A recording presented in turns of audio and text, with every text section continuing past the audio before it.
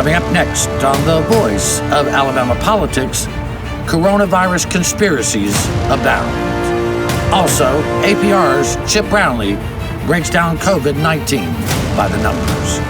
And Senate President Dale Marsh accuses Governor Kay Ivey for the massive job loss.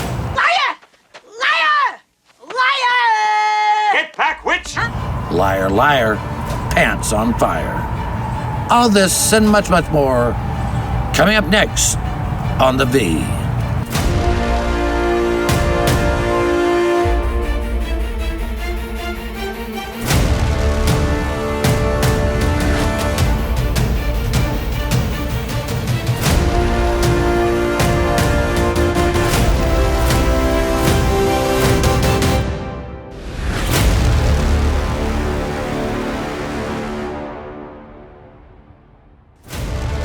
Welcome to The Voice of Alabama Politics, where we tackle the tough issues so you have the hard facts.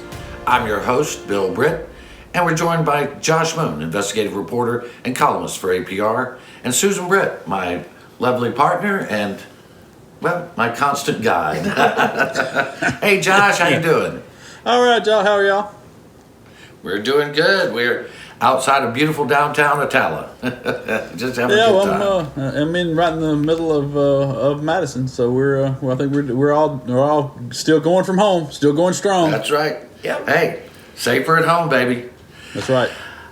So this battle between Senate President Pro Tem and the governor is ongoing because Marsh just can't let it go. I mean, Marsh wanted to control the nearly $1.9 billion in federal relief funds that was supposed to go to help the people, businesses, and institutions of Alabama who've been suffering under the COVID-19. He wanted to use it, Josh and Susan, as a piggy bank, right, especially to build a $200 million state house.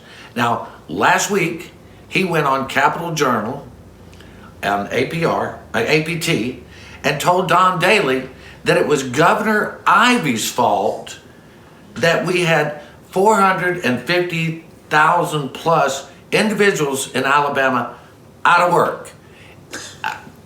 Josh, how do you explain the lunacy? Well, I think this is the result, I believe, of a one-party system where there are never any consequences for being stupid. All right, and so you end up with a bunch of stupid politicians, and I would think that at this point, I don't know if he always has been a stupid politician, but he is certainly being one now, and that's Dale Marsh. And because this is dumb.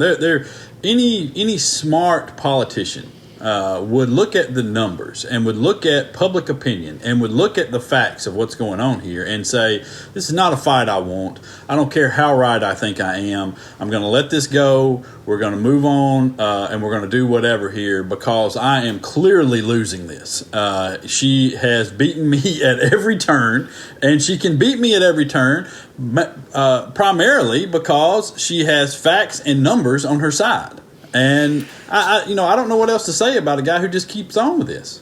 I mean, he was standing beside her along with Matt McCutcheon when she announced the shutdown, when she announced the stay at home, and standing there in a mask. And he's now blaming her? Yeah. What is his culpability in this? I mean, he helped make these policies. Now, he's trying to claim that he was against them all along, but he didn't say much until Ivey hurt his feelings. He's used to running over governors like Robert Bentley. And Ivey, he thought, well, this is a, kindly, grandmotherly, female governor. And he found out that she's more like a junkyard dog, and she took a bite of his hindquarters, and he's still whining about it. Right, and when she bites, baby, you feel it. Well, they are accustomed to running over everybody. They have no opposing party there to stand in their way to do anything.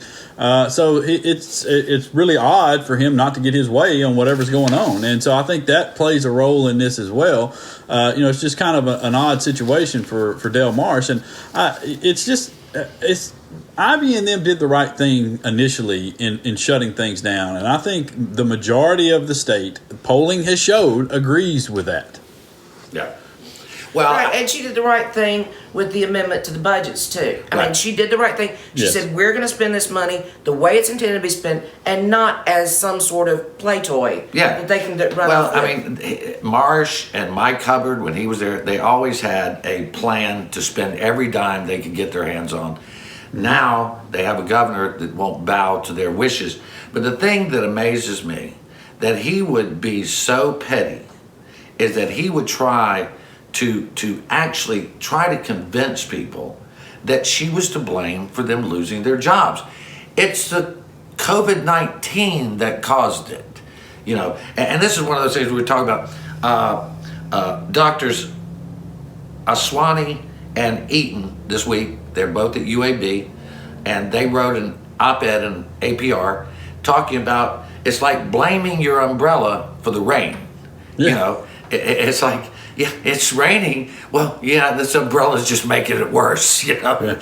And that's kind of what they were talking about. The stay-at-home order is the result of the virus. The problem with the economy is the virus. If you look at consumer confidence, it's because of the virus, not because of the shutdown, Josh. Yeah, and if you look at just the pure facts and the pure stats here on this, we had a major problem in infection rates that were increasing and hospitalization rates that were increasing. We did this; those things slowed for a period of time.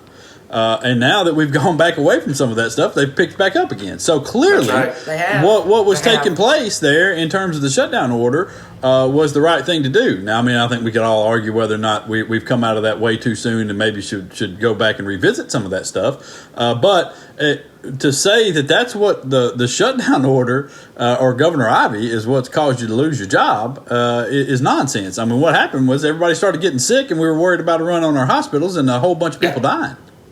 Yeah. Yeah, and because we did what we did, the state did what they did, we didn't get completely overrun. But since we've lifted some of those orders, Montgomery hospitals have been under siege. Yeah. They just have, I mean, they had to send ICU people beds. to Birmingham, 90 miles away. I mean, it's crazy. But the point they were making, I think, is that, look, this is the stay-at-home order was the safety net, but the economy, you don't have to separate the two. I mean, the economy is suffering because people got sick. More people were going to die. And you The can stock argue. market basically crashed as the news got out around the last part of March, middle of March. Yeah, well, I mean, we got about 45 seconds. If you look at what's happened, the consumer confidence level has dropped precipitously. In Alabama, we're at 22% lower than we were in March. As of May 15th, 22% drop off. People in Alabama are more confident in the future than most in the country. But I kind of think that may be because they're delusional. It could be. That's, 84% of them also think the president's done a good job handling this. So, maybe we ought to weigh that for There you go. Well, somebody told me the other day that 85% of the state was Republican. And I said, who's the other 40% that voted Democrat? Anyway, we're going to have to leave it right there. You're watching The V, the voice of Alabama politics. We'll be right back with more news and opinion.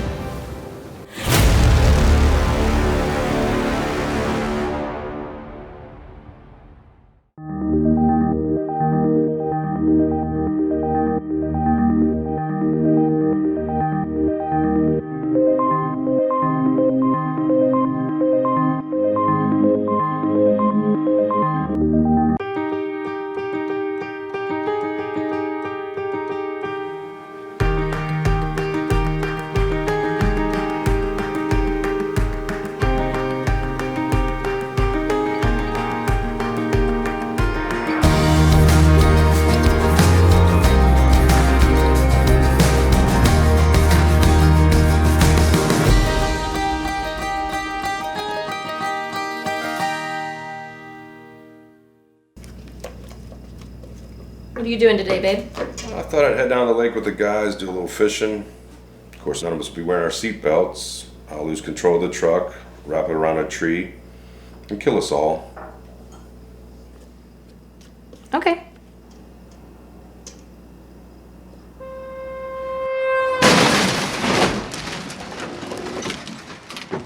Drive safe, Alabama. A message from your Alabama Department of Transportation. I'm John Merrill. As your Secretary of State, my goal is to ensure that each and every eligible U.S. citizen that's a resident of Alabama is registered to vote and has a photo ID.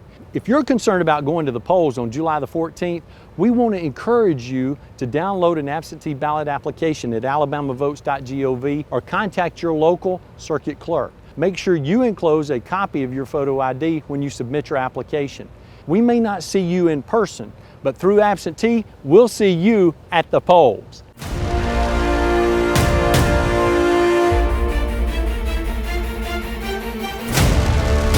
Welcome back to the voice of Alabama politics. You know, I don't want to pick on Senator Marsh, but I really kind of do. You do. Yeah. When you're that dumb, right? You deserve to be beaten like a rented mule. I mean, come on. So Marsh, though, I don't think anybody believes what he said about Ivy, but he did say something in an interview with Don Daly that I do think a lot of people believe, Josh. And he said that he believed from day one that this was an organized way to slow down the economy. Now, I think he was the virus. The virus. Organized. Worldwide. Worldwide. Worldwide. I mean, who organized this grand conspiracy, Josh? Well, the Chinese did, Bill, and to pull it off, they killed several thousand of their people, and then decided to spread it around the world and kill several 100,000 other people in other countries just to destroy the American economy. And Right, all those Italians sacrificed themselves to COVID-19, right? Yeah, The collateral damage. I just don't know what. I mean, it's so. People are so dumb about things sometimes, and you just wonder what sort of bubble are you living in. That you would believe this sort of nonsense and this sort of grand conspiracy of this proportion. It's crazy to me to think that people would actually attach themselves to this nonsense, right? That's not what happened. I mean, doctor, you can go out and read and research the facts of what took place, and this was not an organized event. On Facebook? Are they on Facebook? They're only on Facebook. They're only on a Facebook or a multiple forwarded email. They're one of those two places. Yeah. Don't forget, you said the key word there, read. They don't even read the bills they pass. How are they going to actually read and research actual information? This is red herring at best, and just tomfoolery, really, and dangerous. Because the idea, and what it is, I think, is people who live in fear and just live in such a bubble, as you said. But, I mean, this goes back to the fact that the world is chaotic, things are random, and you can't control everything. You just can't do it. And so when a president gets shot, they think, well, it must have been the Illuminati or the World Council or the mob. Somebody had to kill JFK. You know, they can't believe just one guy. I think, too, part of it is that, yes, that there are a lot of people out here who believe this, but I think there are also a lot of people who push it simply because it gives them a way to avoid admitting the guy or the people that they support or that they have aligned themselves with did a poor job of handling this, and at this point, I mean, really, is any sensible person not looking at this and thinking that we've done a pretty poor job at most levels of handling this? I mean, really, I would say the mayors, once you get down to the mayor level, is about the first place where you can find somebody who's they've really handled it well and gotten their arms around this thing, and done a lot of taken a lot of proactive measures to keep their people safe. And you can look at the different cities and see how that's played out. But it's just, I think that's what they've grasped onto here is it's got to be this grand conspiracy, because otherwise we've got to admit that this bozo we elected over here isn't doing a very good job. Well, the Atlantic did a poll, and they found that 29% of the people they surveyed, this was over 2,000 people back in March, 29% believed that the threat of the virus was exaggerated to hurt President Trump's re-election efforts, and 31% believed the virus was created and spread on purpose. But that's like the same people who thought that some guys flying airplanes into the Pentagon and the World Trade Center in a field in Pennsylvania, They thought that this was a grand conspiracy once again by whoever. They want to find meaning in these acts, and so they go crazy. But again, this one seems to take the cake. It just happens, right, Susan? It just happens. I mean, it's the world. It's biology. It's it's no grand conspiracy. Right. It's just you couldn't. The thing about a conspiracy is you actually can draw lines from here to here to here. Yeah. You can't draw lines with this one. Well, I mean, all of these other nations are not sacrificing their lives to make sure that Donald Trump doesn't get reelected. It's absurd. Oh, they hate Donald Trump. It's collateral damage. But Yeah. I mean, on a serious level, okay, we have seen government officials try to conspire before, right? Yeah. If we can figure it out, it's like Mike Hubbard. He really kept his financial dealings very close to the chest. He small circle of people, and we found out he was a crook. You mean the entire world, can't figure out who did this? I mean, only a small group of people really know what happened? I don't buy it. Yeah, and I got to say, prior to all this, Donald Trump was doing a pretty good job getting himself, not losing the election on his own. I don't really know what they needed a virus to push out on people for this amount of time. Plus, there is the small fact that more than 100,000 Americans are dead. Yeah, and that is no small fact. Yeah. And a lot more. I mean, and I was going to get to that in the next part of the segment. This is such a huge point that there has been no collective mourning for 100,000 Americans dead. Yeah, last Sunday the New York Times printed the entire front page With 1,000 names. With 1,000 names of all of those. Well, if you just look at the people who have died in Alabama, if you stacked up their coffins side by side, it would surpass 3 miles. Can any of us imagine driving by 3 miles of coffins and not having any emotion whatsoever? Yeah, it has been it's been politicized to the point on things now where you had the conspiracy theories, you had the blame that has gone around with things, some rightfully so, and but still it's been that's been the focus instead of all these people who have died, and and when you have a situation where you have that many people who are dead, and then you have a whole segment of the population who are still calling the virus that has killed them a hoax. I don't know what to do with that really, and it's a shame, and it's sad, and we all know people who have loved ones who have been stricken with the virus, or in some cases have died from this, and it's just it's real, and it's a sad situation, and it really does an injustice to a whole lot of people and a whole lot of grieving people for people to act the way they are. Well, and I think we all feel that way. And we know that people need help, people need to grieve, people need to be compassionate. Thanks for joining us today, Josh. Yes, sir. Thank y'all for having me. You're watching the voice of Alabama politics. We'll be right back. Chip Brownlee has COVID-19 by the numbers.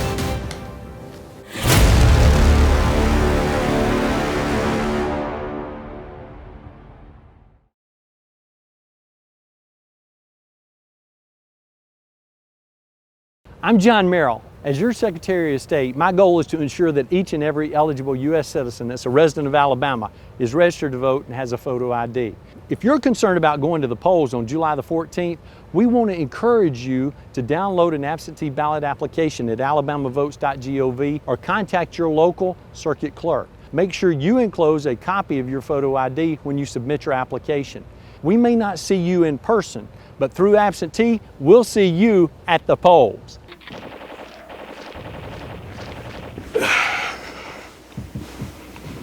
Hey man, what are you doing today? Playing the game. Thought I'd go out for a drive later maybe. Text some friends while I'm doing it. Scroll through social media. Kill a family 4 and a head-on collision. Cool, man. Drive safe, Alabama. A message from your Alabama Department of Transportation.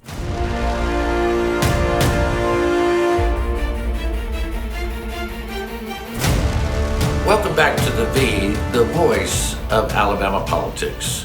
Once again, we're joined by Chip Brownlee, the man with all the statistics on COVID-19. Welcome, Chip. Hey, Chip. Hey, Bill. Hey, Susan. Glad to be with you again.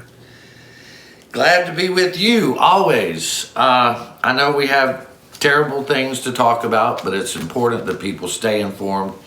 We've been around 4 weeks since the initial stay-at-home order was lifted, and what we're seeing is a rise in cases. There are some people who are saying that the rise in the number of cases is simply because we're doing more testing. Is that true, or are there other factors here at play? You know, my answer to that is no, it's not true. One of the most consistent things that I've looked at since May 1 is the number of tests that have been reported per day. And that has been very flat, with very, very modest increases since May 1. So since May 1, about 4,000 tests per day have been done. On the flip side of that, cases are rising. On Monday of this past week, we saw the largest number of new cases in one day, at more than 600 new cases in a single day. And, you know, I've said over the last few weeks that we've talked that we really shouldn't look at single day increases. So if you look at the 7 and 14 day averages, those are also at the highest points that they've been since this has started. And, you know, this came exactly, that single day increase and the peak in the 7 and 14 day averages came exactly 2 weeks after we lifted restrictions on restaurants and bars. I don't think we can say that that is exactly the cause. And it came 3 weeks after lifting the stay-at-home order.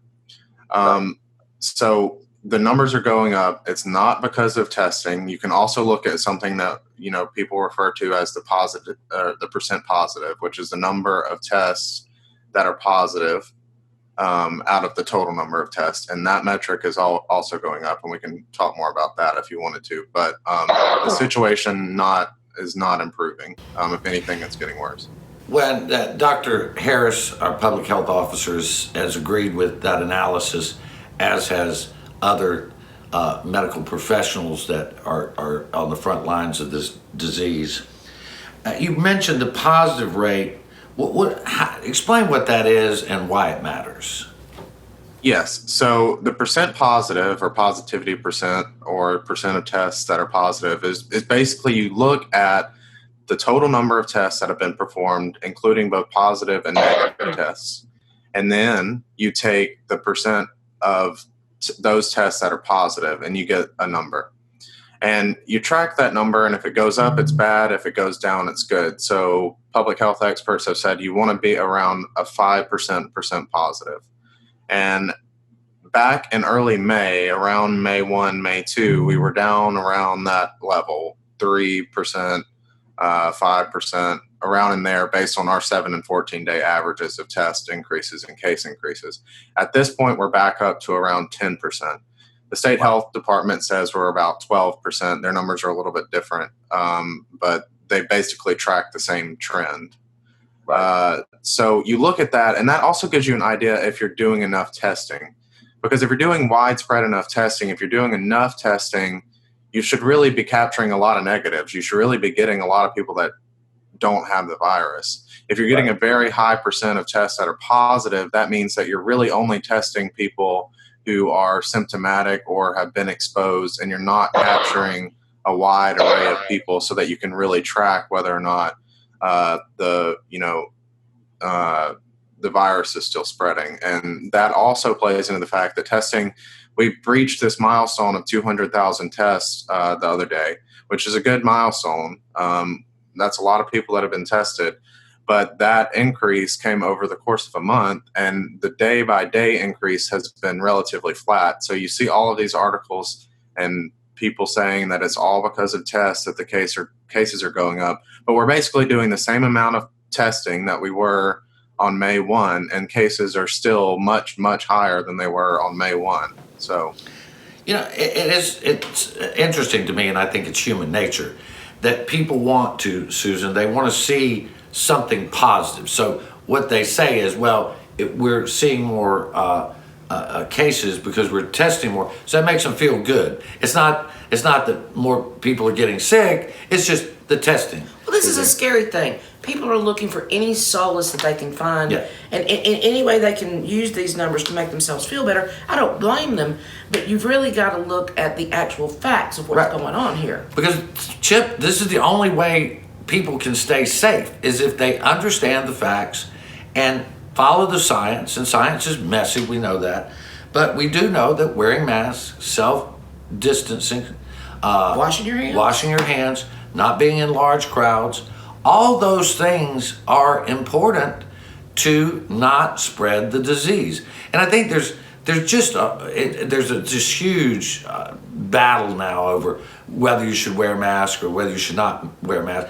My opinion is if you're going out in public, it's kind of your community responsibility to look out for your community. I mean, maybe you can expound on that a little bit more. Yeah. I just think I get really fired up about this particular issue because it's so unfortunate that something like wearing a mask to protect other people has become a political issue. And that's just really unfortunate. And it's also unfortunate that you have a lot of, particularly, I think, people my age that are out there and they say, well, I'm not afraid of getting sick, so I'm not going to wear a mask. Or you also have, particularly, I think, men who go out there and they say, wearing a mask makes me look weak or effeminate or whatever, and it's an affront to my masculinity. But the reality is that wearing a mask has nothing to do, or barely anything to do, with your own personal health. It has to do with the health and safety of the people around you. Masks offer a very limited amount of protection for you, but a lot of protection for the people around you. And we also know that about a quarter to a third of the people who have this virus show no symptoms or are pre-symptomatic and can still spread it. And so you need to wear a mask to protect other people because you may be sick and not know it.